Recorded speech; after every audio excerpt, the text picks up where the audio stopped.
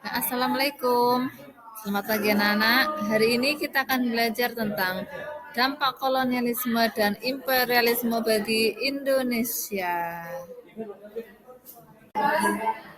Oke, untuk dampaknya kita bagi ke dalam 4 ya. Untuk yang pertama adalah dampak di bidang politik, yang kedua dampak di bidang ekonomi, sosial budaya, dan di bidang pendidikan. Untuk lebih lengkapnya kita akan bahas di slide berikutnya. Oke, kita mulai dari bidang politik dan ekonomi ya. Pertama kita mulai dari di bidang politik, yaitu adanya dualisme kepemimpinan. Kata dualisme tentunya mengartikan bahwa saat itu ada dua kepemimpinan. Jadi kepemimpinan oleh orang Eropa dan juga pribumi asli. Misalnya seperti apa? Contoh, misalnya di tingkat keresidenan yang menjabat adalah orang dari Eropa. Sedangkan di bidang yang lebih bawah lagi, di kabupaten misalnya, yang menjabat sebagai bupati adalah orang dari pribumi asli. Jadi saat itu memang ada dualisme kepemimpinan antara orang Eropa dan juga orang pribumi asli. Untuk yang kedua adalah masuknya investasi asing, ini lebih condong di bidang ekonomi ya.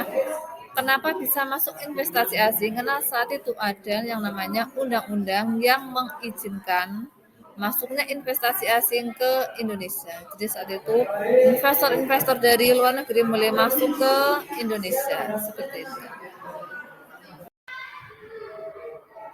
Ya, kita lanjut ke dampak di bidang sosial dan budaya.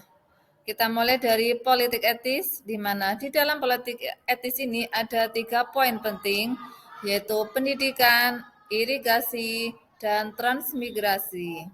Kita mulai dari yang pendidikan. Jadi, politik etis ini merupakan politik balas budi dari bangsa Eropa ke bangsa pribumi Indonesia. Untuk di bidang pendidikan, saat itu mulai dibukalah sekolah-sekolah yang diperuntukkan bagi masyarakat Indonesia, di mana sebelumnya hanya bangsa Eropa saja yang bisa menikmati pendidikan. Semenjak adanya politik etis ini, masyarakat pribumi sudah mulai bisa mengenyam pendidikan, walaupun belum sampai ke seluruh masyarakat. Yang kedua, irigasi atau pengairan. Seperti yang kita tahu, di saat penjajahan bangsa Barat, banyak sekali dibuka perkebunan-perkebunan yang mana membutuhkan pengairan yang cukup banyak. Sehingga dibentuklah sistem irigasi. Dan yang ketiga adalah transmigrasi yang merupakan perpindahan penduduk dari tempat yang padat ke wilayah yang masih jarang penduduk. Contoh, masyarakat dari Pulau Jawa dipindahkan ke Pulau Kalimantan ataupun Pulau Sumatera, yang mana di pulau-pulau tersebut masih jarang penduduknya. Untuk yang berikutnya adalah serapan bahasa Belanda yang tanpa kita sadari ada beberapa kosakata yang berasal dari bahasa Belanda dan telah diserap digunakan dalam kehidupan sehari-hari. Contoh, handuk.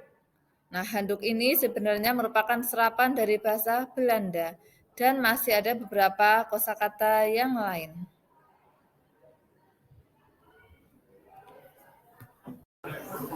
Oke, dampak yang berikutnya adalah dampak di bidang pendidikan. Nah, dampak di bidang pendidikan ini berkaitan erat dengan di bidang yang sebelumnya, yaitu politik etis. Karena kan salah satu politik etis isinya adalah tentang pendidikan, yang mana dengan adanya pendidikan bagi pribumi tadi akan menghasilkan munculnya golongan terpelajar yang nantinya mereka inilah yang menjadi pelopor pergerakan kemerdekaan di Indonesia. Oke, itu adalah beberapa dampak dari adanya kolonialisme dan imperialisme bangsa Barat di Indonesia. Oke, semoga bermanfaat dan sampai jumpa di materi berikutnya.